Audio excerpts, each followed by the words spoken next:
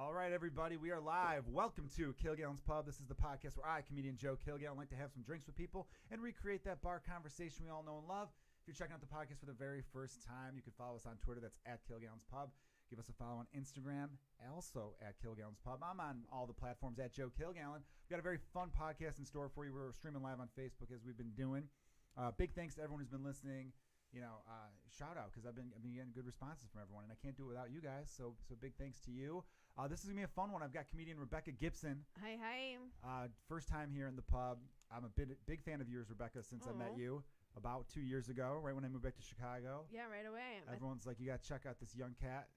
That was me, and I was like starstruck because I was like, LA, oh my god, and then I was like, oh, never mind. You're like, oh yeah, he's just here. He's just here. He's just the guy. Now he's a Chicago guy. Yeah, but I'm glad you're here because I've wanted to get you in because I like what you're doing, and I think you'd be a fun person to drink with. You're a Wisconsin girl. I'm a Wisconsin girl. I was just bragging about that last week. I was like, of course I can drink. So listeners, as the podcast goes along, you're going to hear this real cartoonish accent start to unravel.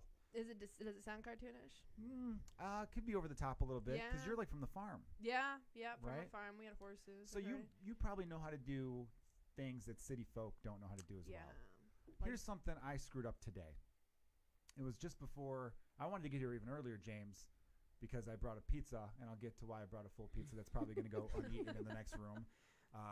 Let your lady know that there's some free pizza down here. She wants to microwave it, though. It's cold. Although cold pizza's still very solid. Yeah, as and it is. You said 4 days old? No, it's a day. It's from yesterday.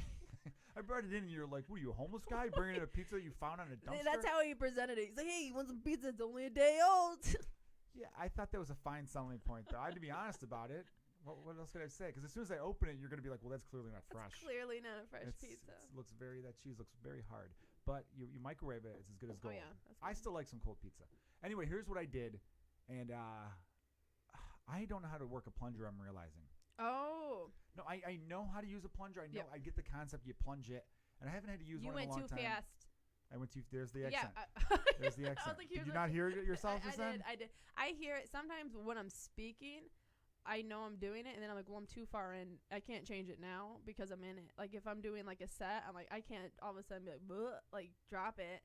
You got to commit to it at that point. I got to commit to it at that point. Because you don't want to be one of those fake-ass people who goes in and out of an accent. No. I don't like that. But I'm not intentionally going into the accent, but I'm aware when it happens that I'm doing it. Yeah, it always bothered me that so many British singers sing with an American accent. Yeah, and you're like, how are you? Or rap. But I feel like they're just... The rappers do it? Yeah. I think a lot of British rappers, I mean, 21 Savage. Yeah. No one knew. Nobody knew. Nobody knew. Because you're not street if you're British. No. Even though there's those cool Guy Ritchie movies that have, like, like thuggish black guys. Not thuggish black guys. I didn't mean to say it like that. God, that was... I'm like, normally it takes me an hour in. Normally I'm an hour into the podcast before I say something that's borderline offensive. What I meant was that, like, they portray them as, like, these big, tough, like, mobster type guys. Yeah. She said mobster is what I meant to say. And then, like, you ever seen, like, Snatch or Lock, Stock, and Two Smoking Barrels? There's always the one guy that's like, oh, they talk like that. It's like, oh, Tyrone, you talk about... I feel like they're going to slip on a banana. That's how the right? scene ends. Or you're like, like in like 101 Dalmatians or something. Yeah, there's just something about that's just not as tough to me. It's a comedy. I don't know. I think I need a little bit more street. Yeah. And I think that ties to America more than... Because even like, I just think that, we're very arrogant. We don't think any other country. We're like, oh, okay. Well, obviously other countries right. Of course other countries have tough gangs. Like, I'm sure there's some tough-ass gangs in London. But when I think of London... Like a Russian gang, I'm like, I'm not gonna... Yeah, but like when I think of like European gangs, I think of like the movie Taken, where it's a bunch of guys playing poker waiting for orders from a bigger guy, and then Liam Neeson has to come in and do some shit, right? I don't think of like the type of things you'd see like in The Wire, right? Where you're like, oh man, don't fuck with that guy, like that type of thing. Because I hear that accent and I go, you're just being silly. Relax. Goof. Can we go back? Here's the money. Go bet on the ponies, whatever you're gonna do with it. Can we go back to the plunger? Oh, of course. Oh, we're gonna get back to the plunger. Trust me on that one. Because I just want to know what you.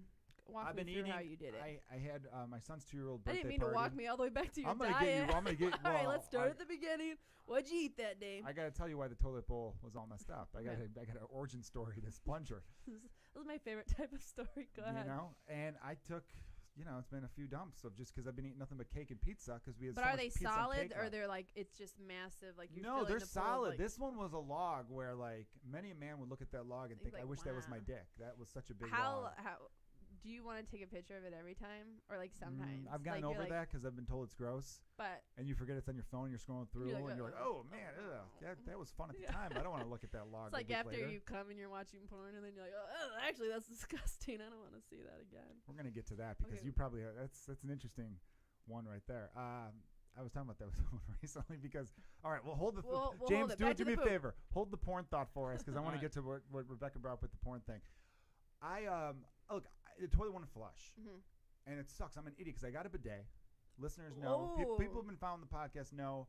Way back, like Kevin Bozeman. That's my favorite. That's my favorite podcast you did. Thank you. I watched that because I'm a Kevin fan, and then you got roped into hearing me talk for too long. He sold me on the bidet. Everyone go back to the Kevin Bozeman one. There's like 20 podcasts ago. I think it was like episode 25 or 26. Made me want to get it, but I'm broke. To be honest. Yeah, I was he surprised. Very inspirational. He's the best person. He's so funny and the most underrated comedian in the country. And I mean, he's a national headliner, tours everywhere, but I feel like he should be way bigger. Oh, yeah. And anyway, that's me kissing Kevin's ass. He sold me on a bidet by basically saying, like, look, if you smeared shit on your forearm, you wouldn't just take toilet paper to wipe it off. You'd get some sort of liquid involved. Right? Of course. Of course I would. And then he told me how cheap they were, so I got a bidet on the one toilet. I'm not bragging. I've got 2 bathrooms, everyone. I'm thinking this will be the bathroom. So do you only poop in that one? Yes, but here's the stupid part. That's like the lower flow on the flush. Oh. So when it's a mean one, I really should be using the other one, but the other one doesn't have the bidet on it. So I got to upgrade my life. Is it a bad flush because of the bidet? No, it's always kind of a weaker flush. Okay. But I thought to myself, like, oh, it's just whatever. It'll be fine. It's not too often this happens. But it was a really big log today. And like really, I stood up and I looked at it. I'm like, there's no way this is flushing down. There's no way. It was out of the water. That's so cocky. Not happening. Yeah. Oh, you are not getting flushed. That's in there. I know what my kids could accomplish, and this child was not going down. It's not in there. And I looked at it like, oh my god, it's out of the water, and those are always the ones that stink the worst because the water helps the smell. I don't know if you guys are aware of that. It's true. That's why when people around like in third world countries are like, you guys shit in fresh water, we don't even have it. I'm like, well, sorry, but it smells we bad. don't want stinky homes. Yeah, I like to do an immediate flush if I'm in like public, like almost while I'm pooping. I don't shit in public. That makes me look down on you a little bit. The fact that you only shit in public. I don't like to work out. You shit where you work out? I gotta.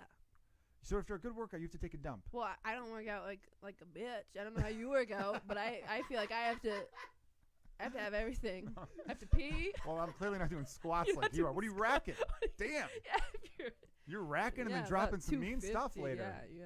Okay. Right, that's the only place I do it. All right. Let's get her workout and her porn viewing habits. But there's always a lady cleaning the locker room. She's so thorough, and I'm like, I just wish you'd leave. I don't want you to see me in this shame. Oh man, I can't stand the people who like if you're they're in there 24/7. Get out. Come on, go for a break. Jog. I hate the person though. Not just the worker, but the person who you could hear dumping. Probably talked about this on the podcast. I would never do it if someone else was on it. But if I'm in, I've had situations, of course, where I knew take a shit you've done it in I public. avoid it though. I knew you've done 99% of my dumps are at home base. I don't fuck around. I don't play road games. Yeah. You know. And I remember one time being in the bathroom, I'm peeing. And I'm hearing the guy dump while I'm peeing, and then I go to wash my hands, and then he flushes, and he's like in a hurry, and I'm like, dude, I don't want to make eye contact with you. I don't want to see you. Wait it out. I heard you. You should sit you in there. You should be embarrassed. We have cell phones now. You should totally be embarrassed. Yeah. That's why I used to talk about like, dude. And also, you have the go ahead to leave first. He was like, no, I'm leaving this stall, and if you're ashamed by it, you sit in there and wait and smell it. You had to sit in there and smell his shit. I think now that we have cell phones, it's like, dude, hey man, update your status. Go through some emails. Make sure the whole room's clear. Then you snake out of there. You wash your hands because anyone comes in, they're not going to know it was you. Yeah. Like I'm putting. I always announce it. Do you announce it if it smells like poop and somebody walks in? I'm like, this was not me. Because they're gonna think it's you. I've done it where if I'm leaving, I go do yourself a favor and give it a few minutes. Oh. I've done that, but I had to bring out the plunger. You're a public pooper. No, not often. I've told you so rarely. The fact that I remember this is how like the number of times I've shit in public in the last decade, I could count on one hand. That's how little I dump in public. I refuse to as often as I can. I mean, what's public though? Comedy clubs. I almost. Yeah, that's public. That's like work. Yeah, I guess I've shitted. Look.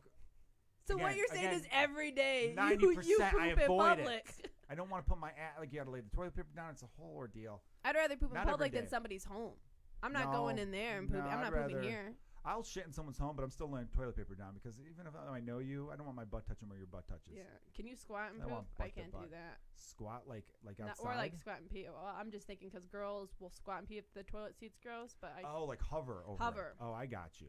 manage. No, I couldn't squat and poop. No, because Yeah. it's different. You can't, And why would I squat and pee? I'm a man. I would just Well, that's stand why up. I had to switch to poop mid I set. gotcha. That was just a little improvising I did. Rebecca, really did you quick. forget you were talking to a man? Yes. That's Well, I just- don't you're women's- see. you're I don't. women's I splaining to don't me right now. see gender when I. That's very 2019 of you. Yeah. Thank you. Well, About what I the try plunger. to do, I'll get back to the plunger. What I try to do is just wait it out. So I Mhm. took this dump at like 3 o'clock. Yeah. And said to my wife, like, hey, just don't Don't go up go there for a in while. I'm going to give it a few hours. We're all on this floor. We're going to be fine.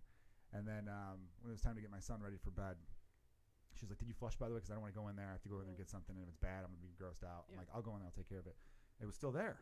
And it didn't look like it got broken up enough. Because after some time, Yeah, it you breaks thought up it enough would- where I'm like, all right, now it's dissolved a little bit, disintegrated. Mhm. I could flush it down. Didn't work out. So now I flushed it a few times, waited out. I'm like, well, now it's just, nothing's happening. This slug Mhm. it's in there. there. It's planted its flag. It's not going anywhere. Yeah. So then eventually I'm like, all right, well, now I have to use the plunger. Yep. The reason I don't like using the plunger is because then you get poop on the plunger. plunger. And then how do you clean the plunger? I And don't know how to do that. To clean the plunger. Someone's like, well, then you could run it in the I shower. give I'm like, well, now I'm another- getting shit in my shower, man. Yeah. What is, like, I'm going to step on poop particles the next day if I don't.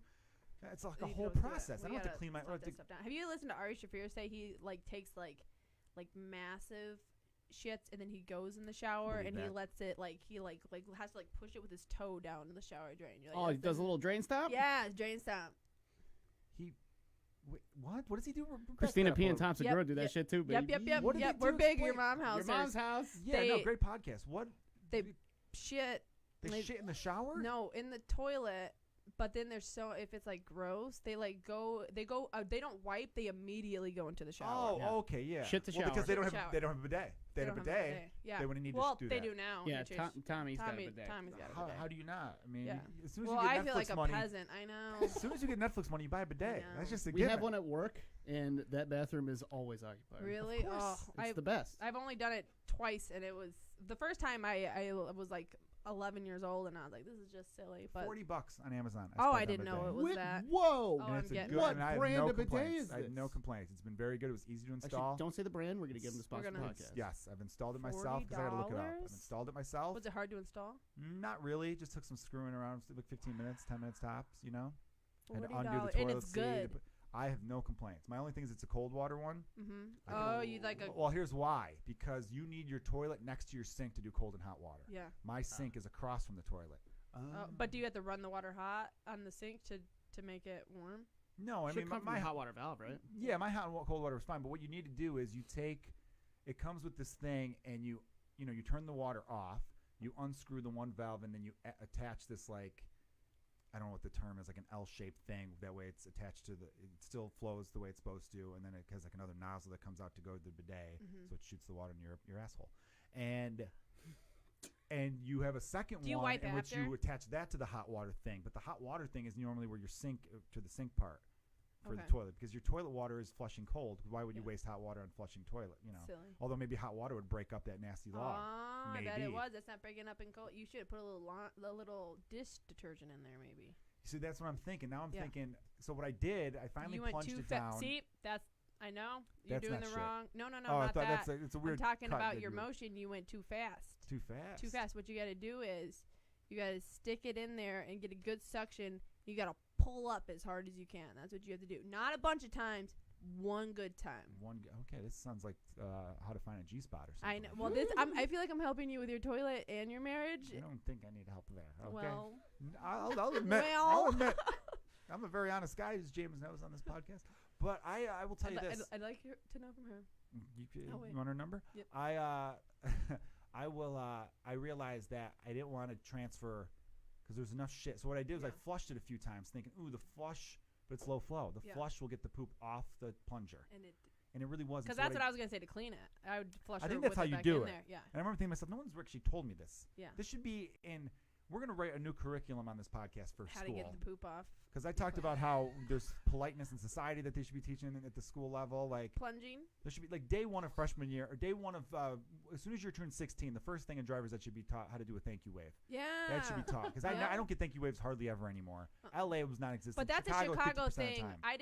I didn't thank you wave until I moved here. There was no. But it's a no New York icon. thing too, because there's a Seinfeld episode that talked about the thank you wave. Yeah. So maybe it's like a big city thing. I think it's a big city thing. Maybe you southern, because you're southern. You're not southern. You're from Wisconsin. Yeah. But Northern? small town, rural. Yeah. Brandon calls me a snow hillbilly. I like that. But that's rude. Didn't Trump once call Canadians snow Mexicans? Probably. I think he did, or maybe someone made that up. But if he did say that, that's kind of funny. You got to give him some credit on that one. It's a good line. Somebody slid It's that mean, to but him. whenever he calls her Pocahontas, I chuckle a little bit. It's so wrong, but it's you got to give the guy a little tip of the hat on that one. It's kind of funny. Yeah, he gets his jokes out. Yeah, I just wish people would get get burned back, though. I wish we had somebody that was like that. Barack was a little bit like that. He was But good. he had a good one. He had some thug life moments. I miss those thug life videos. They still make those, James? You're pretty hip to the internet. I mean, it's just worldstar.com now. The thug life ones were so damn fun. There was like a Vine compilation I used to watch and laugh when I'd get in LA. I would smoke a little more weed because it was totally cool and legal there. Yeah. It was before my son was born. Now I'm pro. It should be legal.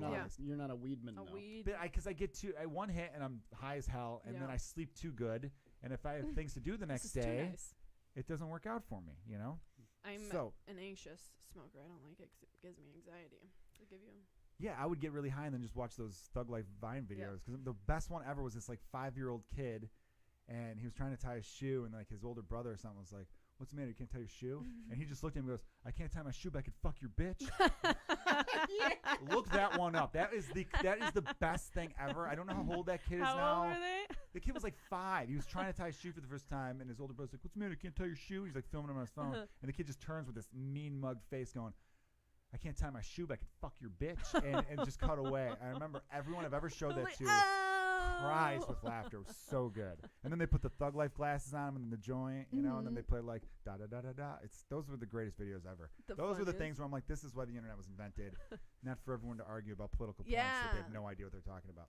So the plunger, I realized then, the toilet flushing, I go, all right, this is how you do it. This must be how you do it. Because there's no way people are like, oh, there's shit on it, I'm just going to put it back on my floor. That's dumb. I really want to know what you did. I don't want to shower it because, again, shit gets into the drain. That's a whole other plumbing system. I just left it there. It's still in my toilet right now. Oh, it's still there. That's the beautiful thing. Wait, in your toilet? I left it in there thinking because there's water was up. I kept trying to do the thing. I had to go. I'm like, I got to leave. I got to move on with my life. When I get home tonight, is still in there too. No, the poop went down eventually. Okay. The poop, thank God, it caved. All it took would have been and went down that tunnel. And now I just have the plunger standing upright in the toilet bowl with the water, hopefully pecking away at the poop stains on the side of it. I don't think it's pecking away. I hope it is not. I'm just going to throw the plunger away. I'm just going to get rid of it. You're just gonna be like, Plungers should be government issued. Maybe put some dish soap in there. They should be free. Yeah. Fuck free healthcare, fuck free education, free college. I mean, I think plungers should just be delivered. I don't think I've ever bought a plunger. I think everywhere I've been, the plunger just kind of comes with. There's just kind of been a plunger there. And guess what? Other human beings' shit is on that plunger. Yeah, and you're pooping next to other shit that's on the floor next to it. That's why most bathrooms at apartments are gross. I know, they're disgusting. I think that's a country thing too. I think we just don't. We're like around poop so much. We're just like, oh, it's just some poop. All right, well, let's slide into that. It's just a little bit of poop on your plunger. Well, before we get into your upbringing, Rebekah. I didn't know that. I didn't know that. That's how this. That's not how it works. But I wanted. You're talking about being surrounded by poop. How do I not pick? How do I not pick at that scab and finding out what's going on with you? You were surrounded by poop all day. Yeah, I mean, I changed a lot of poopy diapers. Yeah. I changed so many diapers. I was trying Do to you think feel how like many it's desensitized I you changed to more poop? diapers So than my now wife you're. does. Oh, really? Yeah, because I'm with my son more. So you changed more. Do you feel like you're like desensitized to like poop like your own? You talk about it more. Like everything's just like it's just a poop. I'm completely desensitized to it. Like I don't like every now and then he'll take one more. One time he took one. This is probably like 4 or 5 months ago. It was so bad. It was in the morning. It was so bad. I said to him, I go, that's it. No more shits today. That is your one today. You were done. That was so bad. It's like, ugh. And now that he's 2, the dumps are starting to become more like, they're like more like. Do you ever have the little ball poops where it's just like a little rabbit? Yeah, there's some more. Yeah, they're like little pellets. Little pellets? That. Yeah, I like that. I think that's when they're little babies, they boys will hide little turds under their little nutsacks. Little nuts, yeah. Yeah. Well, my niece, it's worse. She's a fatty, so you have to get you got to go through about 6 crevices to get them all. You have to like go. She's just wipe. She's got them all down her leg.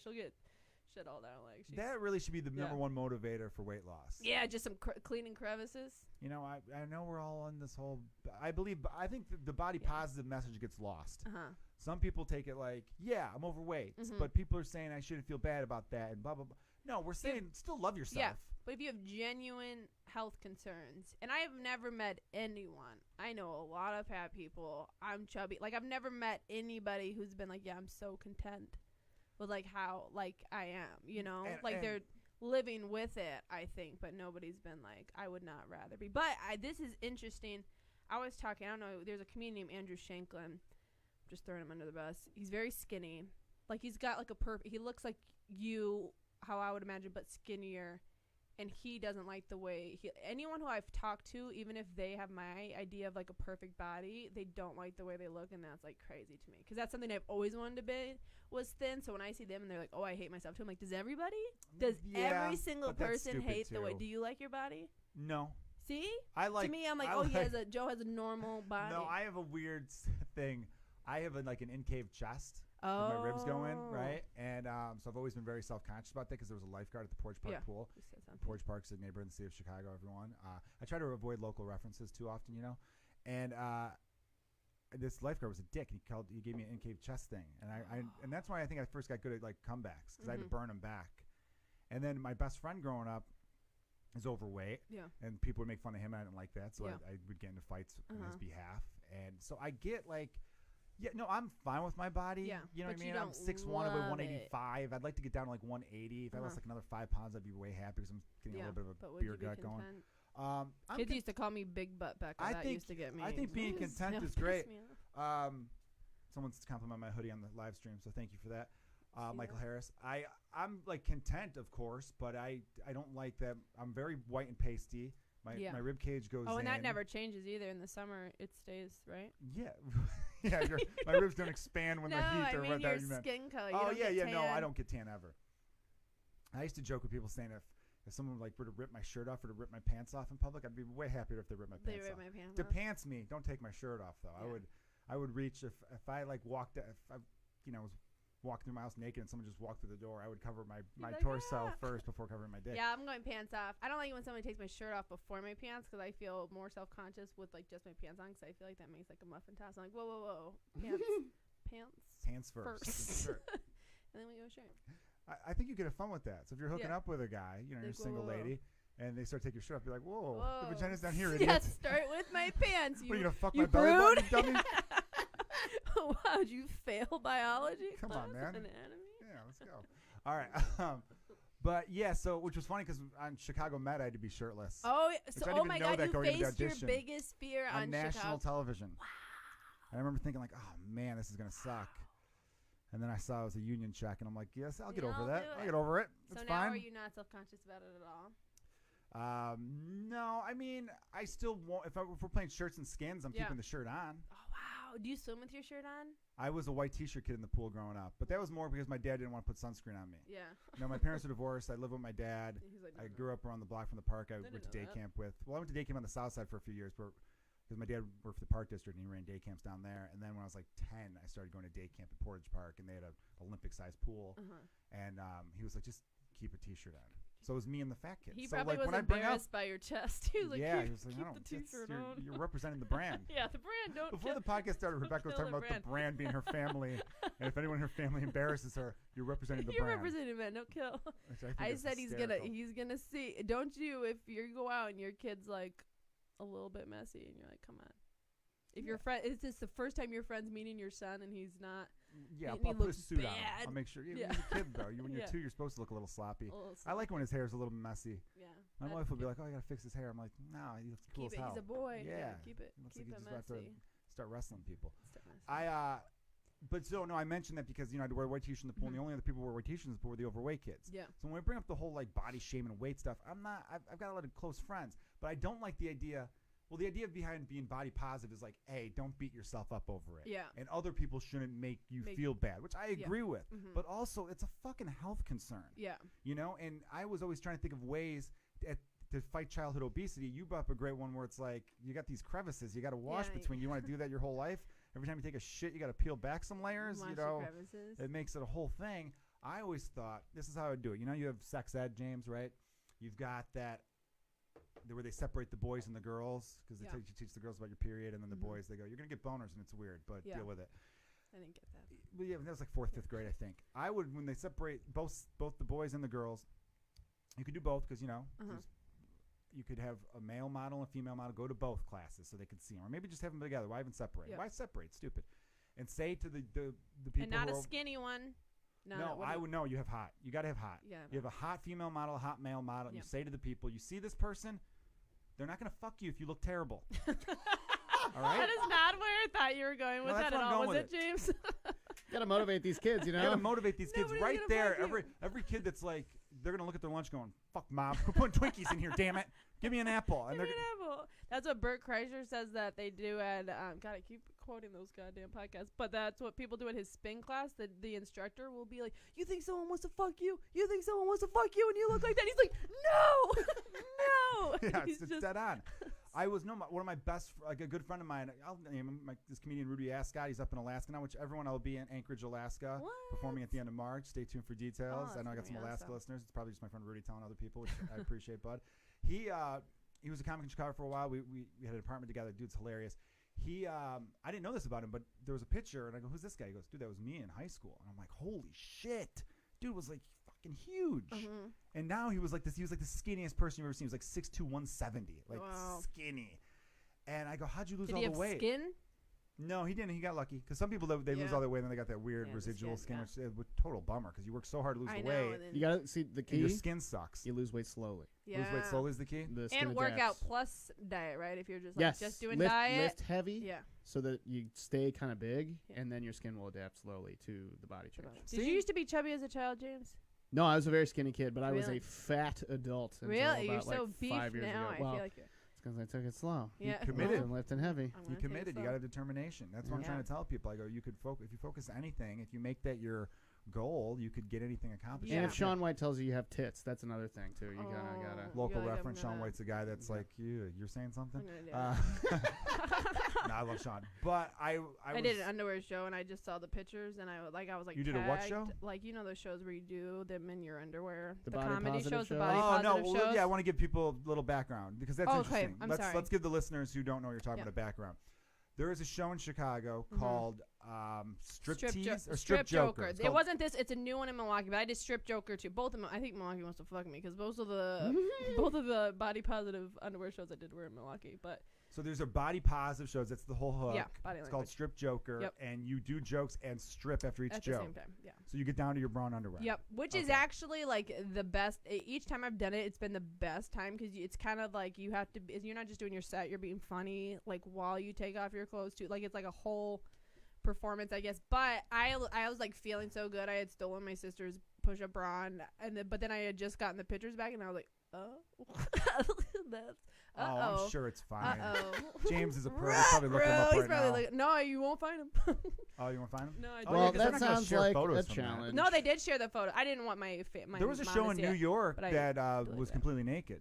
But people weren't allowed to bring phones in. I think they're doing that into Chicago. I think they're bringing that. Would you do it? Would you do an underwear show? I don't think my wife would let me. Oh. I wouldn't be against it. Yeah. I just think she would be like, don't do that. Don't do it. Yeah. I had a wouldn't be lot of against people it. tell me not to do it. A lot of people don't like giving. They're like, just have a show. You know, But I think the crowd loves it, and I don't mind doing something like that. I feel like I'm cool with there's a lot of themed shows. Yeah. And I used to do them all the time, but now I'm just so I have to prioritize things, being a dad and having my days filled with that stuff that I call them homework shows, and I'm just like, I'm not doing those anymore. See, I'm on the level of taking everything that comes to me, and you're not you're not on that right So now. I've turned down a few of them where it's just because I just want to work on what I want to work on because I mean they're fun to do, but then you usually don't do that material again afterwards. Yeah. So I'm just like, I gotta focus. You gotta be tunnel vision with some of this stuff. So my friend Rudy, I asked him, it's the dude who was overweight. I found that picture of him. I'm like, dude, what did you do to lose all that weight? Because I'm always impressed by people who do it. And he said he was working at a mall. He was like 19. He was almost 20 years old. He was still a virgin. And he saw these like hot girls in the mall, and these dudes wanted to talk to him, and he just saw their comp and all this kind of stuff. And he said to himself, if I don't start losing weight right now, I'm going to die a virgin. And that drove him. And like, so I go, of course, sex sells. Sex is the number one motivator for everything. That's why we're still here as a species. Yeah. Sex sells. Yeah, forever. So why wouldn't you try to institute that? I mean, obviously it's weird to be into a bunch of 4th and 5th graders going, yo, this girl is not gonna see the tits on this broad. She's not gonna like you if you keep eating those Twinkies. Like, you don't want to. Or go the opposite and be like, you either do this or you get really smart. Yes, you have to have a thing. You have to have a thing. You have to, because there's so many guys where you're like, if you weren't what you are, no way. You have to have money or you have to have money, something about like the power, like the charisma that comes with it, and you're like, I don't know why. In any other circumstance, you would not be attractive, but suddenly you're attractive. Adam Carolla had a thing about. He said Ron Jeremy, who's a famous porn star, said if it wasn't for porn, this guy would have to pay people to bang him. No. But then everyone's like, oh man, this guy's like a 10-inch or 12-inch dick or whatever. I don't know what it is, but people are like, well, I gotta try that. Well, but if you looked at him, if you saw him walking on the street, you wouldn't be like, no way. There's a stud. He looks like a garbage man. he looks like a sweaty 70s garbage man. He looks like Super Mario. Is he the short one who has like a big belly? Yeah. Yeah, I don't think even when he was in his prime, he still wasn't like in good shape. That one video by the waterfall where he sucks his own dick, he was in good shape. No way. Oh, yeah. I didn't know that. Oh my He God, sucked his I've own dick? never Yeah, seen well, that. he gives it a little lick. But But even that, could you do that? No, most people can't. not that's unless Marilyn I'm Manson near a rumor. waterfall. Have you ever eaten Well, the but magic? the mood is right. A unicorn's kiss by young. I'm doing this. I'm trying. I'm Joe, trying. Joe, have you ever tried to suck your own dick? No, because I know I'm naturally not Come flexible. on, No, I really Joe. haven't. I think we all have. I know I couldn't. I don't. Have I ever tried? No, I don't. Have you ever think had so. a dream? Come on, a Joe. dream to suck He's my own tried dick? it. No, I haven't. Think Have you ever Michael tried Jordan you ever was- tried to lick your own vagina? I can barely touch my toes. You think Wayne I don't- Gretzky Just was know by born a yourself. good hockey It's player? I've never been a very flexible guy. When I was younger and in good shape, even then I wasn't flexible. Yeah. That I was need the to only stretch thing I've more. never. There's a lot of people I've- in the yoga class that. Have you ever taken a yoga class? No, They I'm could afraid do to. it. I I'd swear they get can made do fun it. of. Yeah. What? I For probably yoga? should, It's maybe. in now. Joe. Now that I'm older, maybe I you should try to gotta- get. But I honestly was never flexible. I was Yeah. used to be fast. When I was a kid, I was really fast for a while, Mhm. and then I broke my leg, and I kind of I lost that first step. Yeah. Because that's what kind of made me fast. I had a really quick first step, and I broke my leg like in a weird way playing high school football. I think I saw one of my buddies in the chat. Chad McDaniel. Chad's there. Oh, Vince Girage. Vince, you're hung like a prize mule. So there's that. Oh, thanks, Vince. Vince is an old roommate Has he of mine. seen it? I think he might have. We were roommates for a little while. Galway Bay, get the potato masher and mash it up. I'm always curious what the comments are sometimes, everyone. Yeah, you should stick your foot in Hey, there. Jeremy Wells from Chicago Trivia. Good to see you, dude. All right, so yeah, no, I was never flexible, so I don't think I could ever do. But you know what? But I you remember never tried seeing it one Sarah time. Silverman. Not Sarah Silverman. This is hilarious. The movie Finding Silverman or Saving Silverman. Saving Silverman, yeah. And there's a scene where he's trying to suck his own Yep. dick. Yeah. And I saw that. I was like 15 when that came out. It was like 2001, I Yeah, think. that's an oldie, baby. Yeah, but I remember seeing that thinking, oh, I definitely couldn't do that. Yeah. And You if I just hadn't knew seen right that, away. maybe I would have tried out of curiosity. But I knew right away. I'm like, oh, Yeah. just And I think I saw it because you know how Marilyn Manson took a rib out. That's supposedly? also why I never bothered. Yeah. That's literally. I'm like, oh, it's not achievable. I never thought. But then when I was in the yoga class, and these guys are literally their faces are in their crotch. I'm like, These They're- yoga they dudes could might do- be able they to. they're right there. They were literally their face was on their dick and they were stretching. Any male listeners Let in me the know chat if right you now, can do it. if you could suck your own dick, raise your hand. And not or, just they comment, could say kind what's of up. do it, they could do it well and Really? and comfortably. I didn't ask him, but that's what I was thinking. I don't know, because it would be weird. Because even if you could reach Would you it, feel 'cause gay? You're saying, No. no, because it's your own dick. Yeah, you don't feel touch your dick gay with your hand, jerking yeah. yourself off. Well, guys feel gay. I feel like doing anything, so I'm just curious. The gayer, the better. Gay, I don't that's know what why. feel. I think if you were able to, you'd be more like, holy shit, I could. But you even saying Ron Jeremy, you could just lick the tip. He got a good lick in. I I'm gonna can't find a imagine you video. I'm could. not gonna I can't show it, but imagine I'm there's a gonna man watch it. out there who could suck his own dick to completion. Yeah. But if you're Joe, the way. world is vast. Joe, You're right. There's about 7 billion people on the Yeah. planet. that's too And loud. I'm sure there's one Jerome out there who could get it done. Not just one. I'm telling you, I think it's more than you think. So when you're at They're yoga, you're looking comfortable. at dudes putting their heads in their own crotches. Oh, That's why you're. I'm doing stuff like that in every workout All right, class well, I let's slide take. into this because you made a reference to how after porn. Oh, What was your reference again? it like with the poop, how when you're looking back at the picture of it a week later, you're like, that's disgusting. It's like when you're in porn and after you come, you're like, ugh, Yes. I can't believe they're doing that. That's disgusting. That was funny. But the tunnel it took you to get there in the moment, you're like, this is natural. This is right. I was talking about this with a couple comics, and there was someone brought up. Oh, there's a couple videos of him sucking his own dick. Oh Jesus! There's a. If we could pull that There's up. one of the Pornhub. You know, James. You know on Pornhub how there's like, you got ones that they always show up like I don't know. They're like Naughty America. And a few of those other ones. Bang Brazzers, Bros. Bang Yeah. Bros, Brazzers. Bang and Bus. a few other ones. You know. There's one that's hilarious because I don't know if they know this, but you'll see the end. You see the guy come, the girl, like it's done. Yeah. And then the screen goes, oops, you missed the best parts. Click here to see the full thing. And Did you? Wait, what? No, we saw the best parts. What are you talking about? That was it. Who wants to see any more after that? Yeah, after everything. Because what you implied is dead on. It's pretty much universal that as soon as you come, you're like, Oh turning no! this shit off. I think Ed Towns. You guys are weird. Ed Towns said it best when he said, "If you need more than 3 minutes to watch a porno, you're a psychopath." Oh, I think that No, I take longer than that because I can't commit right away. No, it's like flipping through I channels. flip. I get annoyed. And like I flip. I probably like 4 or 5. But once you find the one, 4 or 5 videos and then you settle. And then you're like, all right. it's like 3 minutes I'll though. do it. When you find the one. I don't watch it for a second. Not to be like that creepy guy, but I'm always because I talk to dudes enough about this stuff, but rarely do you get a chance to.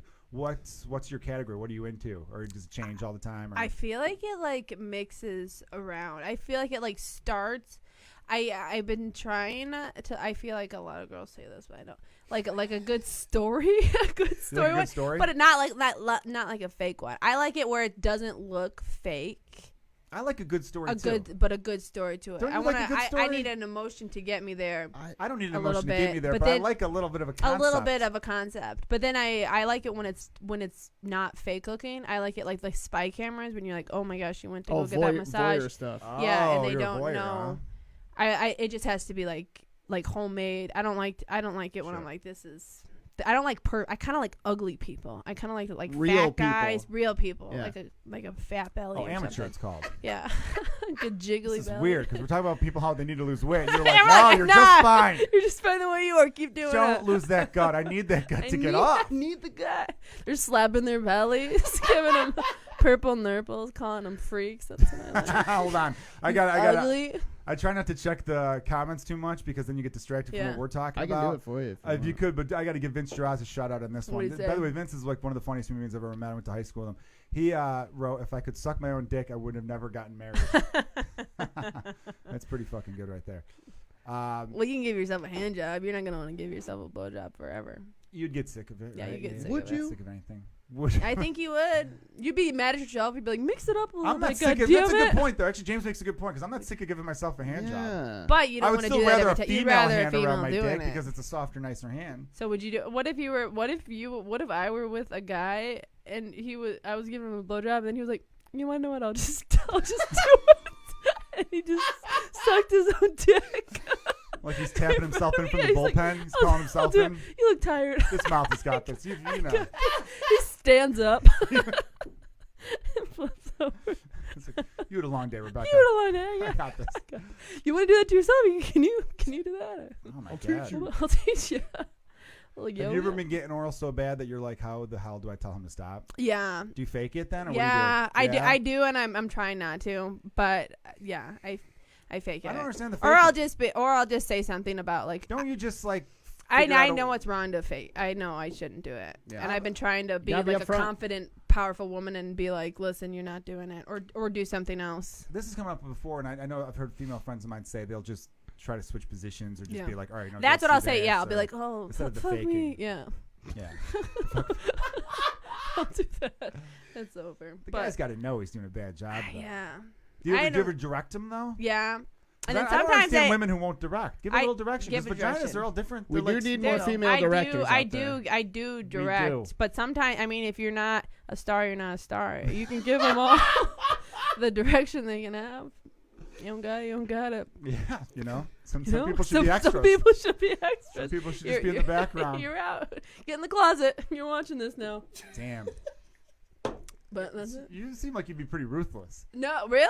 No, give up. I guess I You know, guess 'cause if you're I this don't, sweet. Ever since I've known you, I'm like, oh, I think Rebecca's real sweet and all I that. am sweet. But then I feel like there's a side of you that's just going to be like, dude, that was bad. That was Don't really call bad. me ever again. Yeah. You're done. I think if I don't like you, I think if I like you, I'll give you a chance, and that's when the faking comes out, and then I'm like, but you can't live with that for forever. Then Yeah. I also think it's a bad precedent to fake, because what if you still fall in love with the guy? And then it's that way. What do you just get to fake forever then? Or then you'll start to be like, hey, try it this way. And he'll think, oh, I thought you liked it. I've been kicking ass for 3 years doing it this way. It's like, well. Yeah, don't trap yourself. And then they feel like they feel like the guy will feel like, well, that wasn't. And then they'll like make a comment afterwards, like, yeah, you like that. I'm like, okay. But it's my fault. It's not his fault. I mean, I'm an actor. I'm killing it in that one, I guess. Just put that on your reel. Yeah, I faked so many orgasms. But I've been trying to consciously not do it. Because, well, sometimes you feel bad because, like, I know you're trying, you know? And then how do you tell somebody, like, I know you're trying so hard. How do you tell someone they didn't get the part? You're not, yeah, I'm sorry, but we're going a different direction with this. We're going to try other James, stuff. what was the other note I had you take for us to bounce off of? I think we covered the porn talk. Porn is always interesting to me because... Do you have a segment every week? No, I don't really do segments because at a bar you don't say, hey, I'm going to meet you at the bar. We're going to talk about these things. Do the porn talk. I do have a couple little things I've been trying to do. Like I asked Chelsea Hood last week if you were to get drunk with anyone living or dead. It has to be a famous person. It can't be like my great aunt. Who would it be? So I'll give you a couple seconds to think that one through. I already know it. Hers, you already know it? Yep. Oh, forget it. I was going to say she did Shakespeare like a nerd. Oh, Chelsea. Right, Chelsea, you nerd. I'm kidding. Who do you got? I'm going Kobe Bryant, hands down. I've loved him my entire life, and I've thought about this for forever. I would obviously play it cool. I feel like we'd play like a game of horse. I've always thought that we'd play not like obviously 1-on-1 because. But we'd be drunk, getting a drink, and then I'd be like, hey, you want to play a little bit? And he's like, all right. Obviously not 1-on-1 because he's going to win, but horse, I feel like. Horse, you have a chance. You Yeah. have a chance. If you could do some weird stuff. Yeah. Did you play basketball growing up? Yeah. I played in high school, and he played in community college. I hold the record at UW County for the most rebounds in a game, 29. 29 rebounds Holy one game. shit. Damn. They were all my own offensive. Cleaning up most of the them. glass. Nice. I know. But yeah, I've always loved him. Because you're your favorite basketball player. Yeah, He's my favorite basketball player. Guy, yeah, right? he is a good. People say he's not, but I feel like he's very good. He's so creative. And I was right there. The rape scandal. I was like, there. No. I was like, no way. He's got a good business sense. I heard him on a couple different interviews. Oh, yeah. He spits smart. knowledge. He's been smart. And he speaks Italian and French, I think. Yeah. What? He speaks like multiple Spanish. languages. He only speaks to Pau. His father was in the military. In Spanish. Yeah. Yeah, I think his father was in the military and stationed around a bunch of different places. Yep. So I think he picked up languages through that. He lived when he was in Spain. That's all. He would just get videos sent back to him from the States from his aunt and uncle, and that's how he learned how to play. He would just watch the videos while he was in Spain. Just copying Jordan back then, too. Yeah, wow. By the way, Michael Jordan, everyone turned 56 yesterday. I think it was his 56th birthday. So happy birthday, Michael Jordan, the greatest basketball player of all time. All right, well. Still a hero of mine. Okay. Absolutely love the guy. Kobe just had a baby, and Jordan had a baby a couple of years ago. Really? How old do you think they're going to be when they have their last baby? Doesn't matter. You got that kind of juice. I know. Stars. I was joking around with my cousins because LeBron James' son is like a legit prospect. He will play in the NBA. LeBron James' oldest son. Yeah, I watched the videos he posted. He's good. He's real. And we were both laughing about like, damn, man, how much does it piss you off that Jordan's first wife, Juanita, was just such a shit athlete? Because she had to have been. Yeah. Because his kids were able to play Division I ball. Like they it was off of merit. They earned it. They were great high school players that played D1 ball. But no one thought they'd make the NBA. They're like, these are good, solid D1 prospects. No, neither of them did. Oh. Jeffrey Jordan played at University of Illinois, where in his last season was probably getting about 8 to 10 points a game, which, played at a Big Ten school. Any regular person would be like, holy shit, that's awesome. That buddy of mine played at U of I. He was on ESPN2 last night. That'd be cool. But you're Jordan's son. But was Jordan putting in – I feel like LeBron's putting in the time with his kids to become that. Do you think Jordan put in time with the kids? I think he did. I think in that regard. Yeah. Look, Michael Jordan personally – obviously, people found out later, like, oh, yeah, he was banging all sorts of different women on the road. Was that a shock? And is LeBron the greatest basketball player of all time? LeBron, I don't think is. I think LeBron. Look, I think Jordan's the better basketball player, but LeBron James is a much better human being. And I've always hated him, and I feel the past few years, I'm like, I don't know why. That was unwarranted. I mean, that's a low bar. Jordan's not a good guy. But you know what though? Here's the thing. And Jordan's, I had Michael Jordan Come Fly With Me, which was like this first, like they used to do like specials on athletes back then. It came out in like 1989 before they won titles. I had it on VHS back in the day, and he was very charitable in his first few years. Then then there was a separate interview that came out after that movie where he talked about how it was just impossible for him to go out in public to do all this stuff. He still had like a Michael Jordan Foundation, Ronald McDonald thing that he still donated a lot of money to. But as far as public appearances, signing autographs, being like cool like that, he just couldn't do it anymore. Yeah. It just became. Do you think it was Chicago? Do you think it's where he lived? Do you think he was? It was like too being the greatest athlete on the fucking planet. Yeah. Like that. That's where people don't really realize just how much larger than life he was. He overcame the hype in a weird way. That was the best way to describe Jordan, because the NBA at the time was. I mean, right now it's super popular, of course. But this was like the pre-internet age, so things kind of meant more for whatever reason. Yeah. Like the NBA on NBC, it was every Sunday was the game of the week. It was like, or it was like people were pumped. I remember it was Tuesday, and you'd see commercials for like this Sunday, Jordan and the Bulls versus Barkley and the Suns, 3 p.m. Eastern, 4 p.m. Blah blah blah. And they were gods and not men. I feel like with Instagram, like I know everything about your life, and back then you're like, oh, like you're not even among us. Yeah, you're so like mystery. Mystic. This documentary that's coming out next year on ESPN is gonna be a 10-part like 30 for 30 style documentary on Jordan about the Bulls' finals. Championship. Shit. There's already a commercial for it, and it's like it gives you goosebumps because it's like, I was gonna say, did you cry? Did it you was freak a out? mobs. I didn't. I got goosebumps talking about right now. He sucked his own dick that night. Michael Jordan probably could suck his own dick. Michael Jordan could do whatever he wanted to because he practiced. Well, you're sucking his dick enough for him already. I would. Good one, James. He's amazing. But the thing was, there was everyone talks about like, oh, now the social media and everything like that.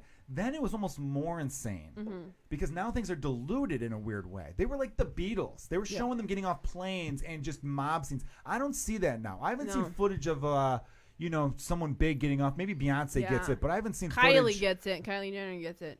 It's just sad because she has no fucking talent. Kylie Jenner, like I guess she's a good businesswoman. Have you ever tried to mix your own lip kit? I haven't. And she's the one with the fake full lips. Oh, she took them out, because it's a new year, new her.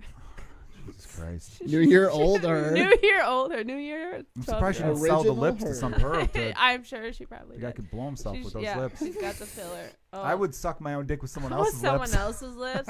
That's like a Ted Bundy. Is that what Ted Bundy's doing? You hear a lot. People keep talking a lot about how serial killers are like really good looking. I think just I guess just him. Jeffrey Dahmer wasn't good looking. John Wayne Gacy looked terrible. I guess just Bundy was the only good looking one. I think he was the only good looking one. But somebody was saying there, like, it's so gross how we like idolize them. We should be talking. Somebody posted something saying we should be talking about the victims. We should be talking about the lives of the victims. I'm like, well, that's not interesting. Who cares about 30 people who are dumb enough to get killed by one guy? Who were dumb?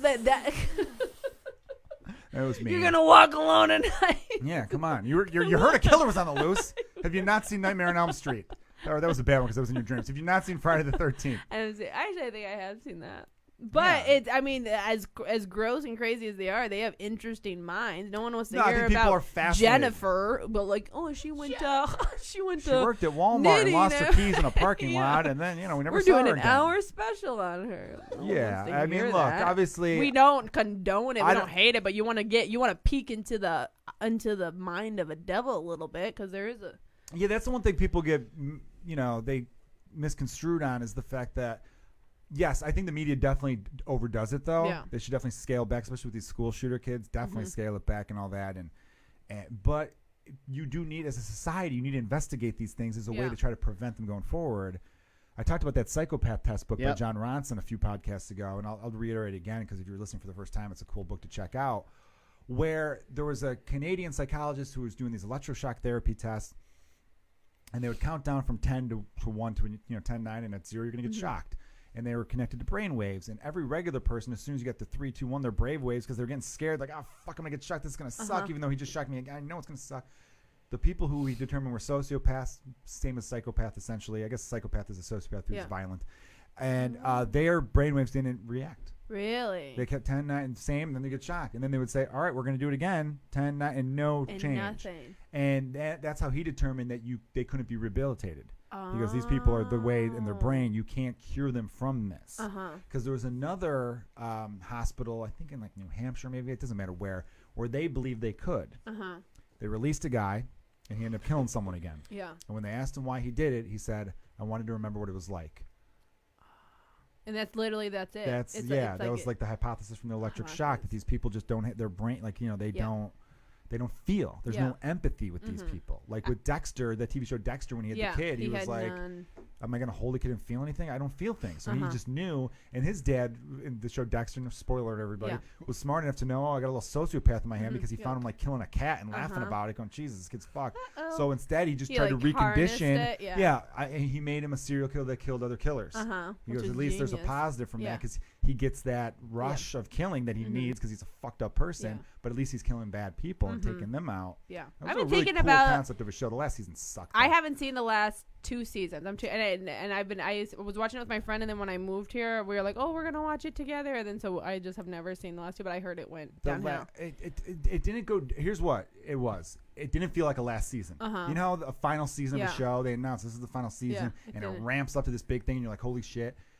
The first 8 episodes were like, this is like every other season. There's nothing different. Then the last 2 episodes, they tried to ram into a bunch of crazy shit in the final 2 episods. And then it's just kind of like, oh, that sucked. At the end of it, I didn't feel like... Didn't feel anything. Every now and then there would be some... I hate that people were like, well, that was the point. Well, the point was to do that. Well, the point was for it to suck. It's called art. Ever heard of it? I've been thinking about that a lot lately. Like, because I feel like I'm a good person. I feel like I always am trying to, like, be like good for myself and be like good for other people, and I always think that other people are like that, but then I'm like, but some people genuinely aren't. Like, we all in this room maybe feel like for the most part, like, we want good. I want good for myself. I want good for like other people, and like, it's weird to think that some people genuinely don't have that in their head, that's not how they think. That's what's scary. Yeah. And there's evidence to it when every couple weeks a year, not even a couple weeks, but it feels because of the internet. That's part of the problem though. Like, we've talked about this a few times on the podcast, where we're so connected that we think things are the worst they've ever been, when all the statistics show the opposite. Yeah, we've been this way. You know, like the least amount of civilians have been killed by police the last few years. And war. And the opposite. Yeah, the least amount of cops have been disease. killed. The Holocaust, these slavery. are good, war, disease, all this stuff are good things that we should be celebrating, but instead we're dwelling on them. Yeah, but there's still bad guys in every... that's what I think, too. There's still, like, in every... I keep thinking, oh, people don't really think that way. But no, it's like, if you look back, they do think that way the whole way. Everyone, like... People really do. I think people want to believe that whatever time they live in is some sort of insane. Well, you need a struggle, because you can't feel alive without some kind of struggle. Struggle is relative. Yeah. You know, it's hard to empathize with people you can't relate to. Yeah. Like, from a group level anyway. So that's why it's cool to meet different people, because then everyone I know. Yeah, then you broaden your horizons. Yeah. And then you kind of get it like... Have you read Steven Pinker's book, Enlightenment Now? No. So Enlightenment Now, Steven Pinker is this social psychologist, and he's a cognitive psychologist, rather, and he broke down like all these studies about how like war and crime and like deaths in general have gone down over the years, and like the media has gone the opposite way and reported negative things 7 times more. Trending upwards since I think like the 70s. Oh, wow. I heard it even bigger number on Theo Von, who's a buddy of mine. He's got a great podcast. I don't even need to plug his podcast. His podcast Instagram. Gets 1 million downloads a week. His Instagram is the funniest thing. No, he's a good dude. I think he's he a is great so dude. funny. He gives back too. I like that guy a lot. He's awesome. He was Listen the first comic I ever saw on State Street. Really cool. I mean, I'm laughing because I'm like, you don't need to plug a podcast. Yeah, that's huge. So huge. He's so funny to me. You guys heard of this Mark Maron guy? Yeah. He's doing well. But yeah, or Barstool Sports, you guys know them? They're killing it. So on his podcast, he had Jordan Peterson on, who I know is controversial. I think I messed up that word a little bit. He's polarizing. They were talking about where Theo was saying, like, I travel around, I see people being good to each other, but I definitely feel like on the internet, especially like Twitter, everyone has this, can you believe this? And everything's terrible, and like life's so hard, and this is the worst. And 2018 sucked. 2017, everyone blames the year, which is so weird because it's not the calendar's fault. Yeah.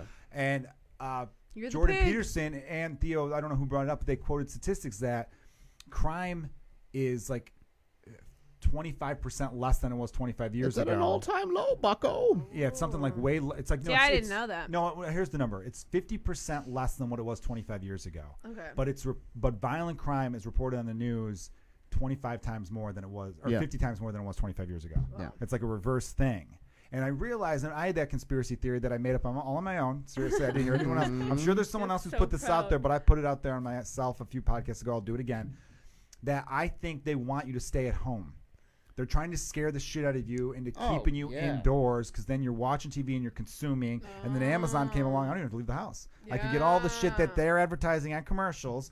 So they're telling me I need this new thing. Get the new fucking this. And if you don't have the new this, you're a piece of shit loser. There. And it's like, oh, cool. I can just click, and it comes to me. I don't have to go anywhere now. It's the complacency effect. Yeah. Right? And that's what they're doing. Because I was talking to someone going like, oh, well, dude, you can't even have your kid. Because I was saying that I like where I live a lot, but I wish I was a little bit closer to a grade school. Yeah. That way, my kid could walk to school. And they're like, well, you can't have kids walk to school. I'm like, well, obviously not when he's 7, but like, when he's 10 or something. And they're like, 10-year-olds don't walk themselves to school anymore. And I was like, why? Yeah. And they go, do you not watch the news? I go, no, I do, but I know that I don't just blindly take shit that comes to me. Yeah. I grew up in the 90s in Chicago. The murder rate was way higher. There was the regular violent crime rate, the stuff getting broken into and all that stuff was higher.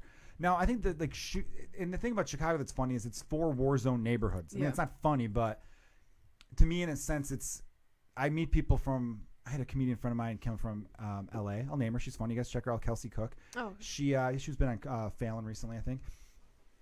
She was in town and she hit me up saying, "Hey, I'm staying at the W Hotel, and I want to go over here. Is it safe?" And I'm like, "Yeah, you're fine. You're gonna be great. You're going to Water Tower. You'll be all right. Like." If you're going to Water Tower 2:00 in the afternoon on a Tuesday, you're going to do it. You're going to be fine. I don't know what all neighborhoods. Like, I know South Side and I know West Side. Like, don't go too far into both of those. Yes, there's a couple neighbors on the West Side, a couple neighbors on the South Side. But I don't know neighborhood-wise. Like, don't go to Avondale. Like, I don't know that. Yeah, Avondale's pretty good. But, like, any major city is going to have some crime, though. Yeah. Every now and then I'll have a friend post going... Huge. Yeah, and look, it sucks. No, our city's big. Like New York is.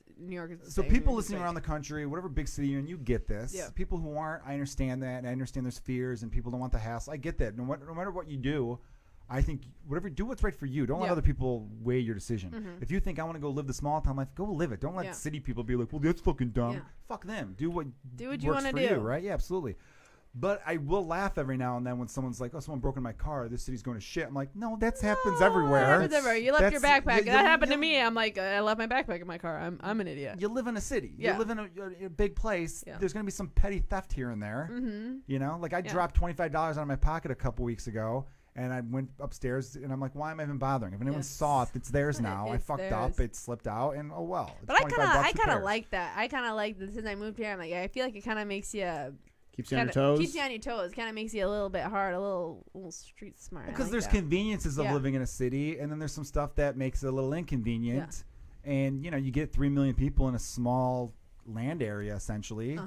Yeah, but it's nice that you can go out without I don't know if you can, but I feel like I can go out and look like shit and nobody knows me. Like I sometimes on the weekends I don't wear like a bra. I'll wear like I'm like I don't run into anybody. On the northwest side of Chicago where I live, I know so many people. Like I would still go out and like shit because I don't care. But it's funny because I've had it where I'll walk my dog, and once a week I'll be walking my dog, and someone will text me going, "Hey, I saw some piece of shit walking his dog on this street," and I'm like, "Eh." Alright, that was me. Or I'll be walking, someone will beep their horn and say something mean out the window. Yeah, and that's something why I can't repeat. That's why I like Bridgeport, because I feel like no comics live in Bridgeport. I don't know. I think Bridgeport's a pretty cool part of town. I mentioned my dad working for the park district. It was in neighborhoods like Bridgeport and Canaryville for a little while. Yeah, and so I know those parks real well because from the age of my parents divorced when I was like 5, and my dad would take me to work with him. My sister and I to like save money on a babysitter. It was great because you go to the one by the White Sox Stadium. Yeah, Armour Square. He retired from Armour Square actually, but it was also by Donovan Park. He was over there. Wilson, which is like Wilson Playground. There's a Wilson Park up on the north side, but this is Wilson named after. I think the one on the north side is named after the president, and the one on the south side is named after like some guy like Ed Wilson or some bullshit. Who knows? And so I just said don't do local references. I'm naming parks of one neighborhood. Like, Chicago's the only place because Wisconsin doesn't have that where everything is so. And now that I nanny, so like I like go to the park district stuff all the time. I didn't realize how many classes they teach and how many activities. I'm like, I didn't know it was a thing. When they're like community centers. Yeah, it's people insane. Don't take advantage of them as much. Oh, we do. I need to start now that I have a kid because I remember I grew up. Yeah, put him in those dance. He's the perfect age for it. I still have. I have this Blackhawks thing I made out of wood, like the Blackhawks logo that like carved out of wood, and then like painted it the Blackhawks colors. I had this Bulls logo that I learned in woodcraft. I learned how to swim at the park. I played Little League, Park District basketball. It was awesome. I lived around the block, so I loved it. You should take him to those dance classes they have. It's for the 2-year-olds. He would have that. They can do that little. I could just teach him how to dance at home. He's got an instructor he lives with. No, you're not an instructor. You are part of the class. No, you should see me dance. I'm something. Do By the way, I don't want to be part of those cheesy dad and no, I don't want to be part of those cheesy father-son videos you see on Facebook where it's like 12 of the nerdiest, douchiest dads you've ever seen and their little kid. And then there's always it's with some woman being like, aren't these sweethearts? And every guy's like, no, they're fucking dorks. So okay, you could be a great dad without subjecting yourself to humiliation. So dumb. Because you do look dumb in those They classes. look so stupid. They look so stupid. They're like, the dumbest. And the thing is, the kids don't want to dance, so you're making them dance. They're like, come on. You're moving their hands. That's a weird moment for a child to look up at their father going, you're my guy, huh? I got you. You're the one for me. Do you feel that? Damn. Do you feel that yet? No, my kid's awesome and I'm awesome, so we get along great. So you're like, no, he's cool as hell. Like I get really into stuff through him. Yeah. Like I saw Toy Story 1 when it came out because I was like 11 when that came out, like 95 I think or 10, and I liked it. It was a good. It was a good movie. It was Toy Story, and then I didn't see the sequels, Toy Story 2 or 3, and then someone gave him a Buzz Lightyear toy, and he kind of was like, oh, whatever. Yeah. He wasn't into it. And I'm like, oh, we got to show him the movie, and then he'll get into it. Uh-huh. So then I got for Christmas, I got Toy Story 1 and 2 on DVD because I found like a 2-pack of it somewhere. And he was like obsessed with it. And then I got into it again because I'm like, these are awesome. Like, no, I like and then he had his birthday party over the weekend, and we did Toy Story themed. Oh. Got the third one. I bought that on Amazon Prime, so we watched like every other day. That one will get you. I think the Toy Stories 1, 2, and 3, second best trilogy when they're next in the to the Dark daycare, Knight. Oh yeah, that one. So good. Yeah, that's the so daycare. good. Oh, the poor little old stuffed animal. That one scene, it gets the tears going. Oh man. You're like, oh, here we go. So yeah, I've gotten into all these movies. Coco, does he watch? My niece, that's her thing. She She's wakes not up. that into Coco. We've watched Coco. Coco? I cried at Yeah. the end of Coco. He likes Oh, I cried he at likes the Cars. end of it too. Cars 3 though, because Cars 3 is on Netflix. But I haven't seen the first two Cars. I've only seen the first Car. Cars 3. I want to get the Cars 3 soundtrack because there's some bangers on There's that some good movie. ones. Yeah, I'm into that. I'm really into the soundtrack of those. Coco, I like the Moana one. I'll still play it. If it comes on and my Pandora shuffle, I'm listening to it. Dude, when she gives the heart back, Oh my God. I cry every time I see that You scene. know, I have not seen. Dude, Moana. watch Moana. Well, you it's just so fucking good. ruined it for me, dude. You just told me she gave a heart back, so now I know what's You going don't on know what there. that means? Yeah, you have don't know no what that fucking means. idea, Joseph. All right, should we get to these questions? Yes. We're gonna keep the podcast a little tight this week because James and I got some album editing to do. Okay. Keep it tight.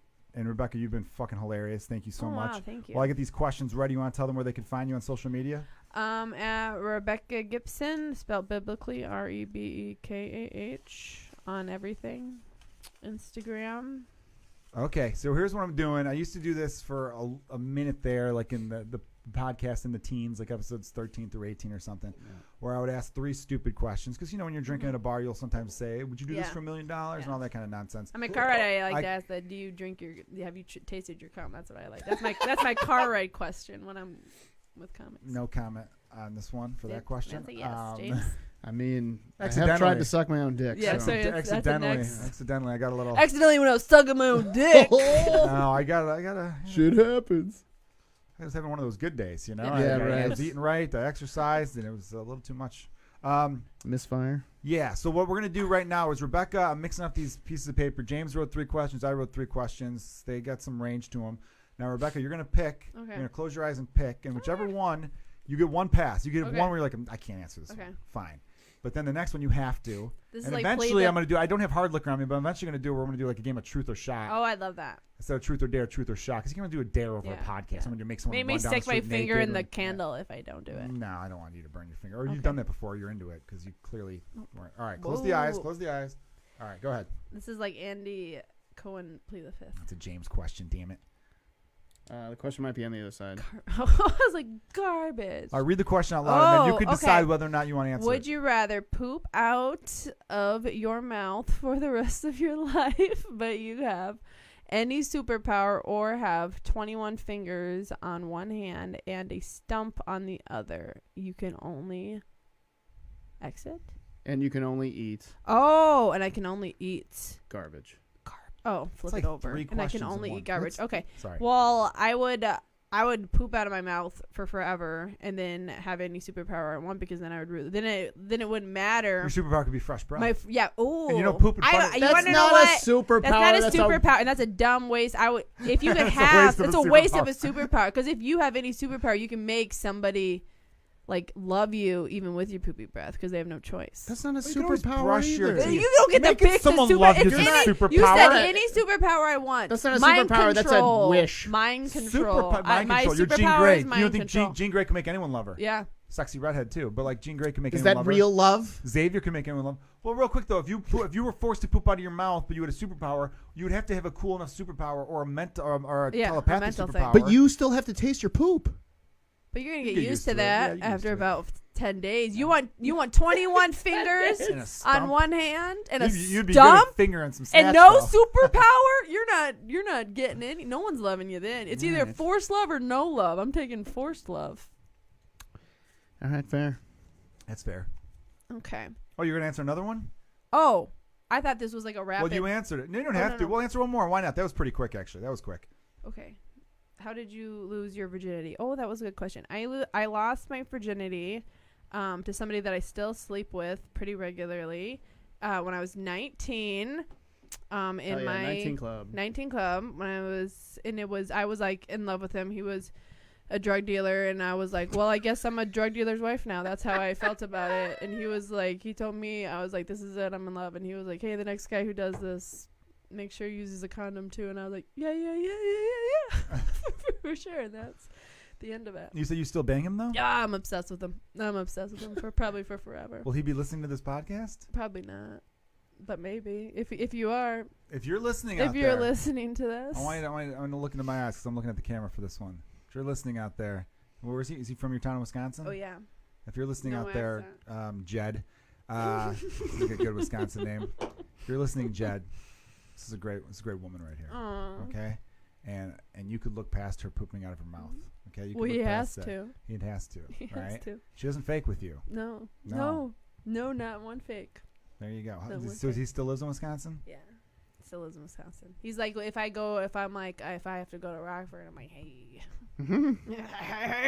And he's down every time? Yeah, well, That's fun. Yeah, Good for he's you. fun. Yeah, it's a good time. That's a good Yeah, move. I'll probably be 90 and be like, hey, it's me again. But how come you two Single. never got together? He feels like you're better as friends? I don't think he wants it. I don't think. Well, I he think clearly wants it, though. Yeah, he wants it. But he doesn't want yeah, the whole thing. Yeah. Well, I didn't make him buy the cow, and he's getting the milk for free, and so Do you really believe in that expression? I don't know.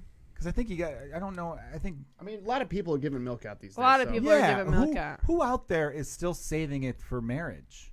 That's weird to A me. lot of people I know. Dorks. Dorks. You I know a know lot of a lot people? of dorks. Yeah, I'm a slut. See, in my that's a society. cultural thing where in Yeah. small towns, I think it's more of a small town thing. No offense, small town folk.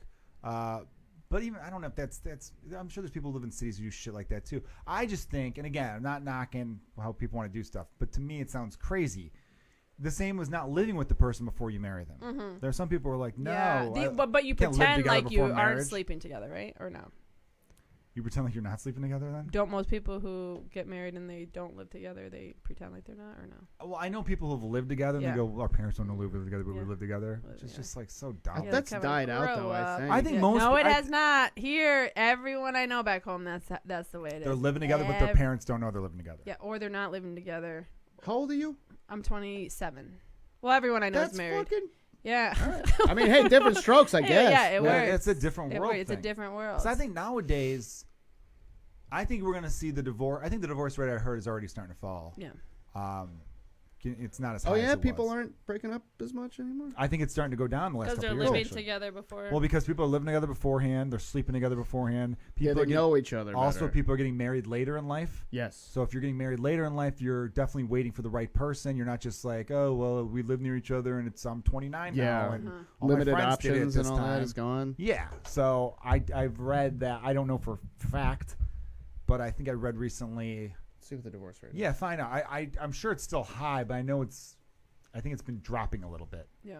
Watch Oh, this. yeah, top article. United States divorce rate is dropping thanks to millennials. Yeah. The divorce We're rate smarter. in It's because we're it's not actually- getting married. it's true. It's been dropping since 90. Wow. Since 1990. Yeah.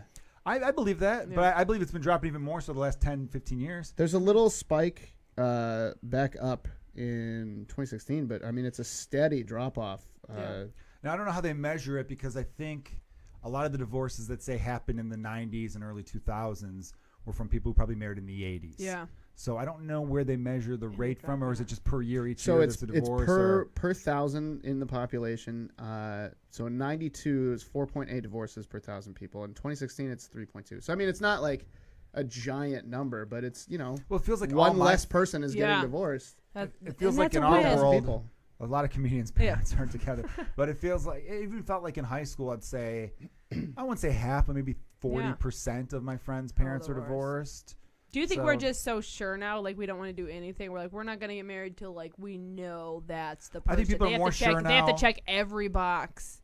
And then they're You can basically stalk somebody before you get together. Like, I with them. know. Yeah, you can. So people are probably pickier though. Because I thought of it, about though. that. Do you think people have been divorced because you're married to them 15 years, all of a sudden they get a Facebook? You're like, oh, I didn't know that's what type of shitty content you're putting out there every day. You're sharing those memes. I married somebody who's sharing those memes every day. Yeah, So that'll dry you up, here's a right? better breakdown. So people 55 and up, the divorce rate is very high. It's trending upwards. That would make sense. But 33, basically 18 to 44, you're seeing steady drop off. So it's because of millennials' attitudes towards marriage for sure. Yeah, I think people are waiting long. I think it's just smarter though. Yeah. I've heard some people say like, "Oh, people aren't getting married as often." I go, maybe that's a good thing. You gotta. People, you guys used to rush into it. Like baby boomers, their generation, they'd rush into marriage because they thought.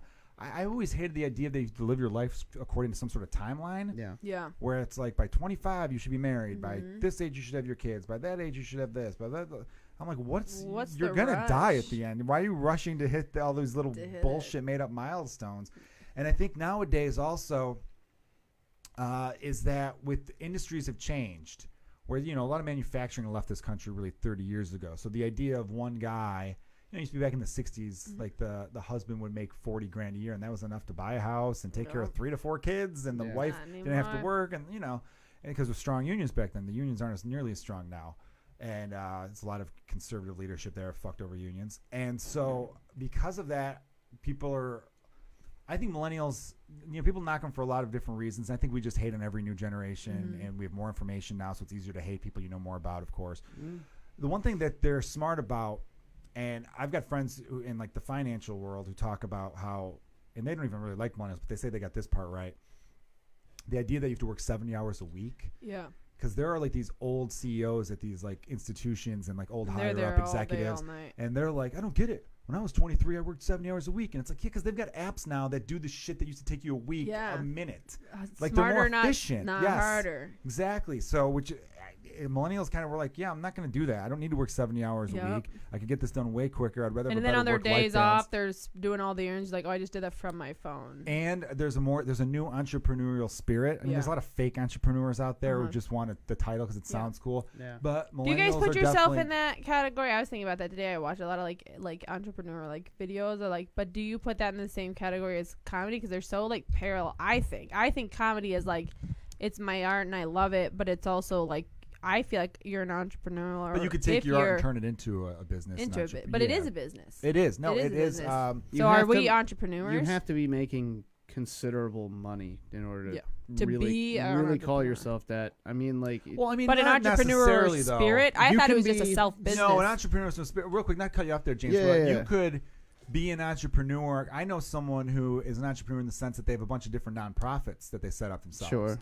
So they're almost like this Mother Teresa entrepreneur because they're setting up, it's like different businesses that create different revenue streams. Does that person? They're not making a lot of money off of it, but they're making enough to live and they're very happy. That's entrepreneurial, though. That's entrepreneurial. You have your own thing. I didn't want people thinking that you could be comedy making is what you wouldn't say that. Like you wouldn't say like a Theo Von. No, you wouldn't. No, you're an artist. I mean, you're an artist, not yeah, you'd call yourself an artist first, but you could say that you act as an entrepreneur. I don't think you would give yourself that label.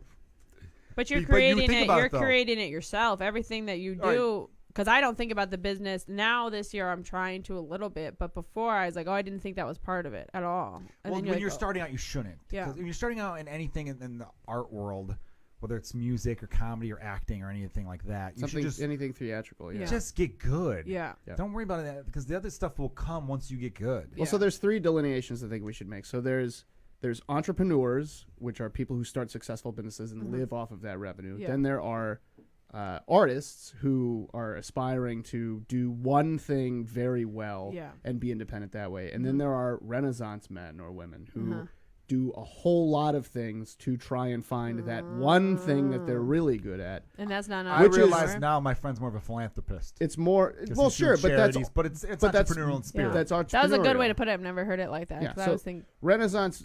I have a lot of respect for all three because like you're trying to make your own way. But Renaissance people are like dude, like fucking, if you learn how to do a bunch of different stuff, you will succeed. The odds of you succeeding is way higher. But then if you succeed at one, do you then turn into an entrepreneur? No.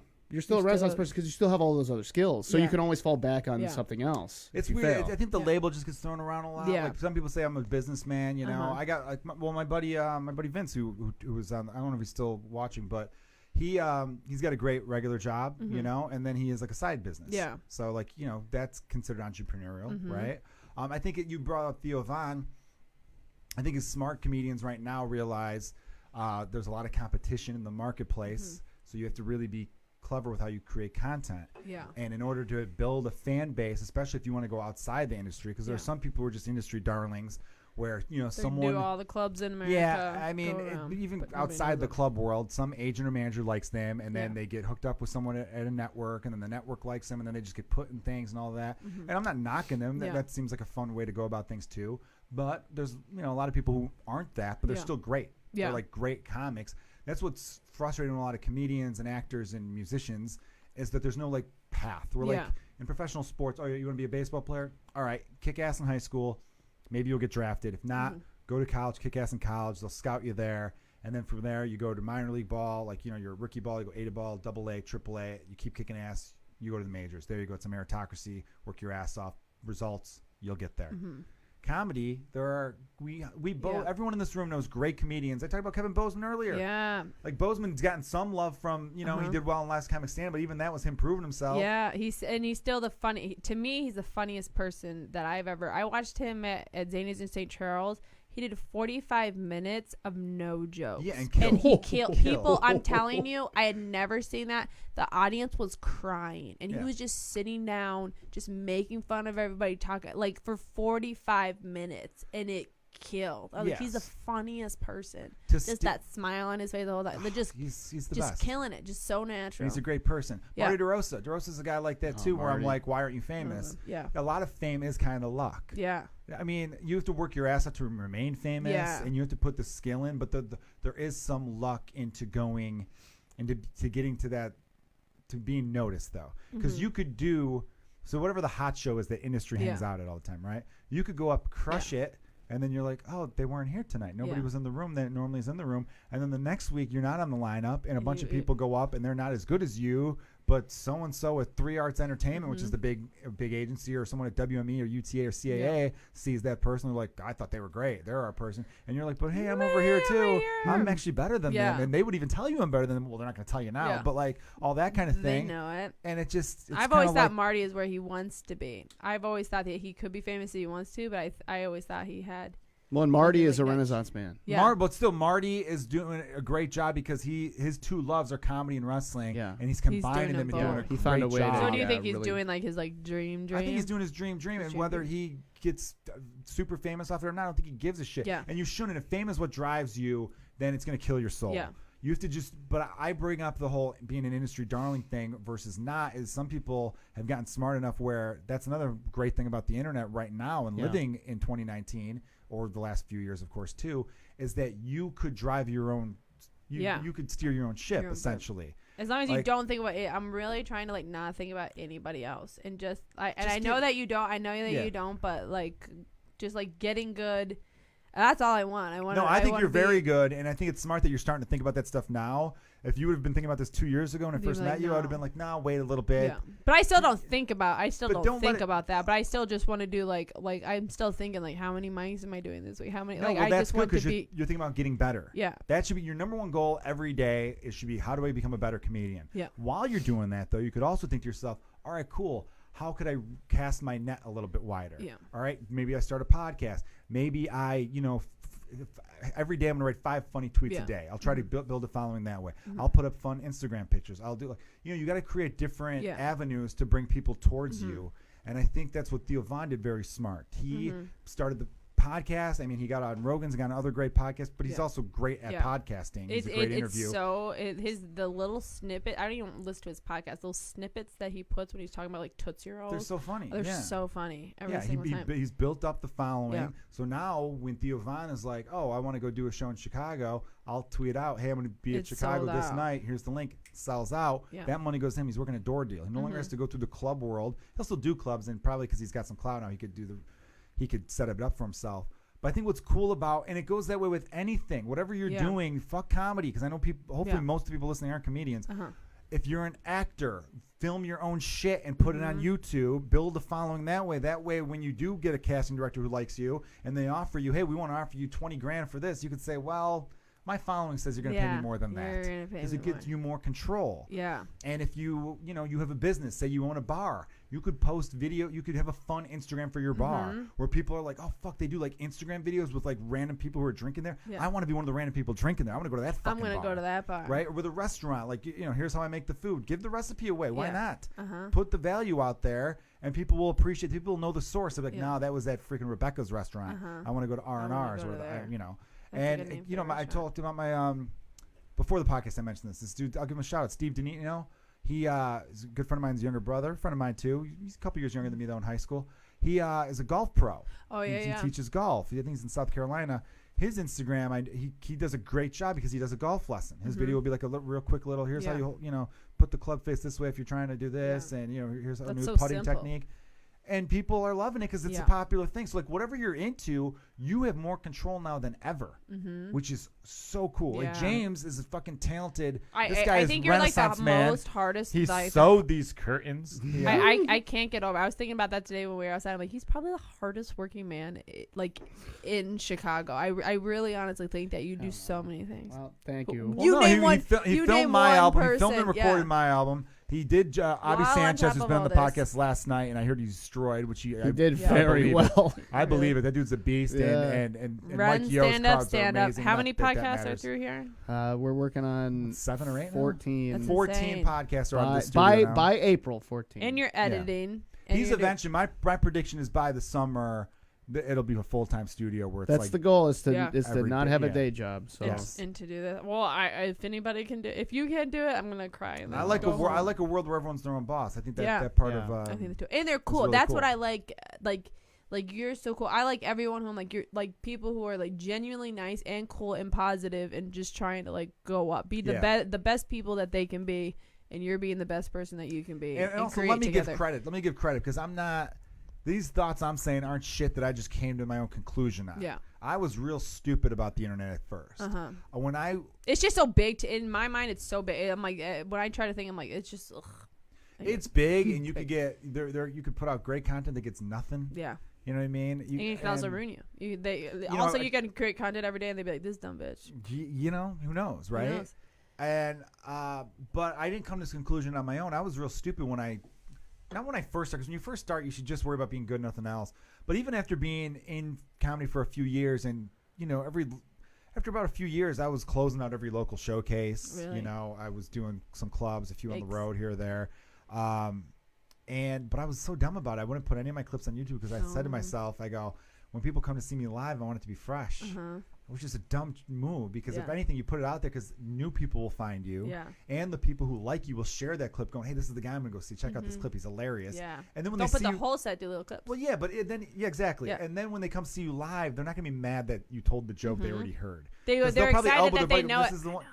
Yeah, obviously if it's the entire set and they know it all and it's just like, all right, Yeah. But it's, when you go see your favorite band, bands actually, that's a bad analogy because musicians have it so easy where you go see a band, they could play all their hits and you're like, yeah.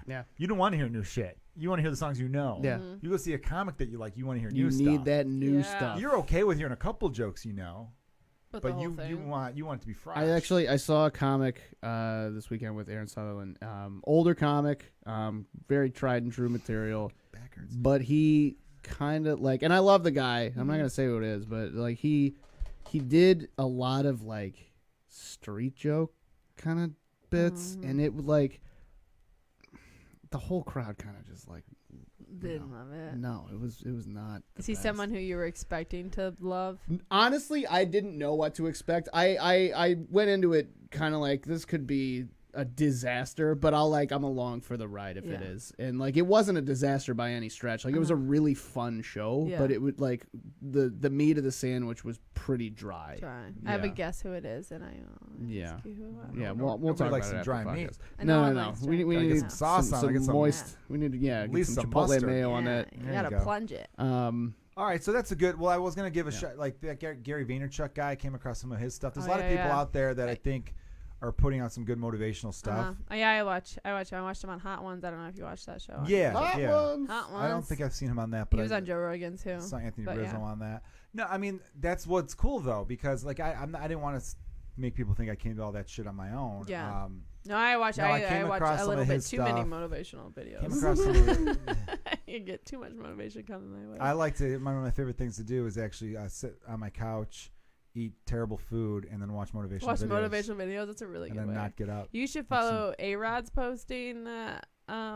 He does like a vlog of his day, but when you're done watching, you're like, I want to live that life. I want to be that guy. Do you? That's cool. I mean, no, like whatever motivates you though. Yeah. But I just know that what I'm trying to do now, or what I would like to do going forward, I don't like the notion that I don't like that. I don't like that people wake up in the morning looking to be angry. Mm-hmm. It's not everybody, but there's obviously a strong percentage of the population. So I've brought this up 100 times on this podcast. I urge everyone, don't look at your phone the first hour of the day. Yeah. Just don't do it. I mean, obviously, you could check the time, you could check emails, but stay off of social media in particular, because it just gets your brain in this reaction. Yeah. And I don't mind some good back and forth. I had a good back and forth with some people today. You know, talking about some random stuff. You know, it almost never makes your day better, though. If you think about it, it's never. There's a comic, Chicago, who will and literally, he's like commented on my stuff. It'll be like a random post. I could be like, I love blueberries, and he'd be like, "Well, you see about blueberries?" Like, and it's almost like I'm like, you waited to do that. Off fair, we'll talk about. Yeah, we'll talk about. I bet you know who it is. But and then I see him on every. I'm like, you must. This is your full day. It's like a full-time job for them. Day. And look, and I know some people could be healthy about it, but I think if you're too into it, And again, there's a lot about social media I like. Like I posted a clip from the podcast today. I posted a bit of mine about Michael Jordan, a friend that I wrote like 6 years ago or something. And, I watched it. That was fun. And thank you. And look, it's cool for stuff like that. It's cool to be like, hey, does anyone know a good painter? Does anyone know a good Mexican restaurant? Does anyone know a good this? Or what do you guys think about? Yeah, there's some fun community sense stuff like that. But the idea of waking up and immediately reaching your phone, opening the app, laying in bed and scrolling, I don't think that's healthy. It's not healthy. And Facebook has this algorithm where they show you certain things that really do get you fired up. And they make you believe one thing versus the other. Right? No, it's not even them doing it. It's you doing it to yourself. Yeah, you can. No, but it is them doing it too. They did study. Facebook will show you stuff that pisses you off on purpose. But but it's because of the choices you make on Facebook. Yeah, but it's a team effort. It's a team effort. Sure, there's some of the owner. Obviously, there's some personal responsibility on your end there. But they've done research and they know what keeps you on there is stuff that makes you angry. So they change the algorithm to the stuff that gets you engaged and pissed off. Is it only if that's what you're searching for and that's what you're commenting on? Because look at this. If someone wrote on Facebook, I think gay people are evil and they should all go to hell. You might be like, hey, fuck you, you bigoted piece of shit. How dare you think that way? You know, go fuck yourself. I know gay people who are pinky toe is more class than you do and all this great stuff, right? Yeah. That'll make you engaged. But if you saw someone be like, hey, everyone, I just got this new job, you'll just like it. You're not going to comment. You're not going to comment. You'll be like, oh, good for you. I like that. And it's boring. You're going to log off. Right? Like, but when you see positive stuff, you just think, oh, cool, good for them. But you don't actually, it doesn't make you engage. Yeah. It doesn't make you, I mean, every now and then someone will write, if it's a baby, you write congratulations. And you're not going to go back and check and be like, I wonder what the thread is on this. I wonder what the thread is on this guy getting a new job. Yeah, if it's a baby, congratulations. Mary, congratulations. But if it's some other like positive thing, you don't want it. It doesn't engage you the way if someone says something that really fucks up with how you view things. Diddy's got a good Instagram. He got a funny, uplifting, a lot of dancing. I didn't give I like a good fun. I'm gonna end on because you picked Kobe Bryant as your person to drink with. I'm gonna have to change one each week. Chelsea did. I was gonna have to do men and woman. Who was a woman you'd want to get drunk with? Famous. famous one. What are you, a man and a woman? Man and a woman. Doesn't work. Don't even think about it. Okay, yeah, Sarah Silverman. Sarah Silverman, that'd be Yeah, fun one. my goodness. All right, for a famous person I would want to get drunk with. Last week I said Liam Gallagher, lead singer of Oasis, now a solo artist. Dude's hilarious. He had a really funny thing about Ed Sheeran. Someone posted a clip of him in an interview. They asked him about Ed Sheeran. He goes, "Yeah, I think he's all right. I mean, he's obviously talented and all that, but you know, if I was a young person, I want to go put in a poster of him on my wall." And then he just kind of stares at the camera and goes, "It's called Ed, isn't he?" Like he's like, "It's called Ed." Like, yeah. Like how cool could you actually be if your name's Ed? And we were both talking about our buddy Ed Towns. Ed. Like, it's called Ed. That's funny. Well, he said with that British accent where it sounds like they say like Ed. "innie" or whatever they say. Like it's called Ed, innie. Like whatever they say, or you know what I'm talking about. Anyway, though, this week I am going to choose. I think Michael Jordan's too obvious because it was his birthday. Don't do it. And you've already brought him up 15 times. I already brought him up. I'm going to say Morgan Freeman.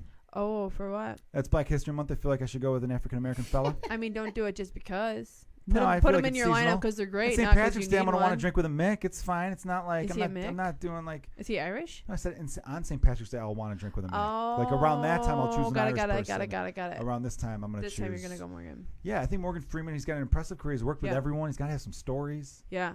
You know And what I I feel mean? like you're gonna just be like, tell me your life, and he's gonna tell you. You're not gonna I have think to I would add drink much something that like into he it. seems very like classy and Yeah. wise in a way, you know, because he feels like he's been like 75 But I years feel like old he still for, drinks a Guinness. He might, but I feel like I would drink brandy with him. Yeah. And I've had brandy once, I didn't like it, but if he offers it to You're gonna drink it. certain people, if they offer you something, you just say yes because you Yes. respect them and you don't want to be difficult. I'm very hospitable. I don't like if I'm at somebody's house and they offer, I'll eat or drink anything. Cause I feel When I like it's first moved to respectful. LA, a good friend of mine, Mick Betancourt, best dude. He executive producer on a bunch of TV shows. That Purge TV show is an executive producer on. Nice. He's an executive producer on Law and Order SVU for about 4 years. Like the dude's done Wow. big, huge stuff. He's the best human being you'll ever meet too. Wow. Chicago guy. He when we first met up, because I was in LA for like a week or two. I just moved there, so it's like, hey, you know, I just got here. He said to hit you up when I'm in town. It's like, cool. You want to have lunch? I go, yeah. And then he suggested sushi. Never had sushi in my life. Never had sushi. That's my. And I'm not like I barely like Chinese food. Wow. I don't like a lot. I'm just very like I'm a real picky eater like that. But I had to say yes. Imagine that. Now I love sushi. Really. Huge sushi fan. Just changed your life. So there you go, everyone. Don't You be should so try damn something. picky. Yeah, you should try something new every week. I feel like you don't try new things. I feel like you eat plain cheese pizza. No, I don't. But I'm still just basic cheese, sausage, pepperoni, and pizza. But you know, I started doing it. Put jardinera on it now. Oh yeah. So I'm into that. Oh, okay. I've I been go real- pepper flakes sometimes. And I do red pepper flakes too. I'm really big into jardinera and stuff like that. We'll end the podcast on this. Yeah. This is why it's important to try something new. But also, I actually like the fact that I didn't try new stuff forever because I'm doing it now and it's new to me and it's old to you. And it's exciting. So I was telling someone, I'm like, oh, I've been putting jardinera on my pizza. And they're like, I've been doing that since I was 8. And I go, well, guess what? It's probably boring to you now, and I love it now. You're over and it's it, new to me and it's fun for me. And so it's kind of cool. Yeah, you're right. I just got into sushi over the last 4 or 5 years. That'd be a good Or podcast. not even 3, 4 years. Yeah. Ago. But yeah, come on the podcast. Make me try something I've never had before. Make me try I think something that's new. cool. Pepperoni pizza. You've never had pepperoni? No, I was talking about for you. Okay, don't be offended. All right, you know what? Never mind, everybody. I'm sorry. No. Go ahead. Rebekah, thank you so much for being on the podcast. James Webb, everyone for listening. You guys are the best. Thank you. Write us a review on iTunes. It goes a long way. Tell your friends. Tell your mom. Gather the whole family around. Listen by the radio. We're not on radio, but you know what I'm saying. You guys are great. This has been Kilgallon's Pub. Cheers. Bye. That was good. How long was that?